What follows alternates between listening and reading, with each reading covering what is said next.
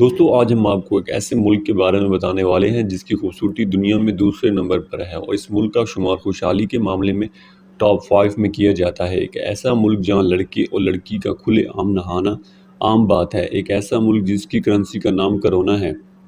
اس ملک کے بارے میں آج ہم آپ کو ایک ایسے دلچسپ حقائق بتائیں گے جنہیں سن کر آپ کا بھی اس ملک میں ایک دفعہ جانے کا دل ضرور کرے گا۔ تاہم ویڈیو شروع کرنے سے پہلے آپ سب سے ایک چھوٹا سا سوال ہے کہ آپ ہماری یہ ویڈیو کس ملک اور کس شہر میں بیٹھ کر دیکھ رہے ہیں؟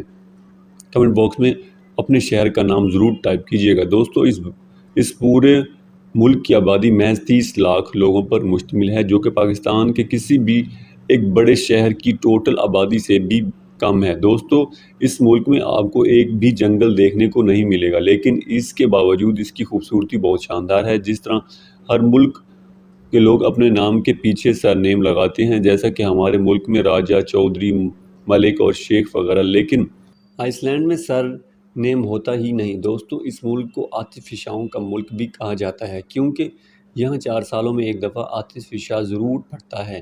دوستو راک جوئے سٹی اس ملک کا کیپٹل ہے اور اس شہر میں اس ملک کی تقریباً 60% آبادی رہتی ہے۔ یہاں پر ہر گھر کی چھتوں کو رنگ برنگا بنایا جاتا ہے۔ دوستو یہ ملک اتنا من پسند ہے کہ نہ تو اس ملک نے اپنی آرمی بنائی ہے، نہ نیوی، نہ ہی ایئر فورس، اور اس کی وجہ یہ ہے کہ یہ ملک اور کسی بھی ملک کے ساتھ دشمنی نہیں رکھتا، لیکن اس ملک پولیس فورس ضرور ہوتی ہے۔ یہاں کی پولیس کے پاس گن یا کوئی اور ویپن نہیں ہوتا، بلکہ انہیں کبھی گنز کی ضرورت ہی نہیں پڑتی۔ اس ملک میں کرائم ریٹ 0% ہے۔ یہ ملک 800 صدی عیسوی میں آباد ہوا۔ جب یہاں پر پہلی دفعہ لوگ رہنے آئے تھے تب یہاں صرف ایک لومڑی کے علاوہ دوسری کسی جانور کو نہیں دیکھا گیا تھا، اور جنگل نہ ہونے کی وجہ سے آج بھی یہاں جانور اور پرندوں کی بہت زیادہ کمی ہے۔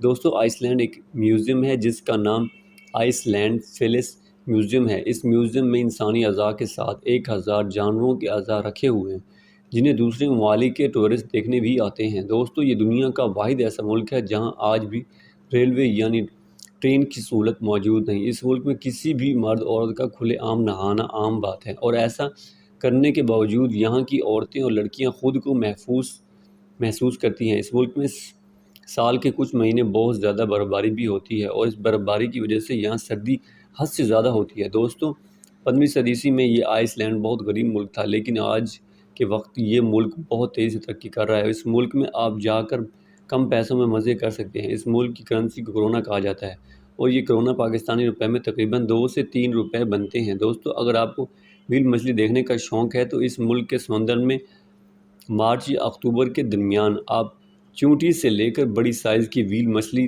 بآسانی دیکھ سکتے ہیں۔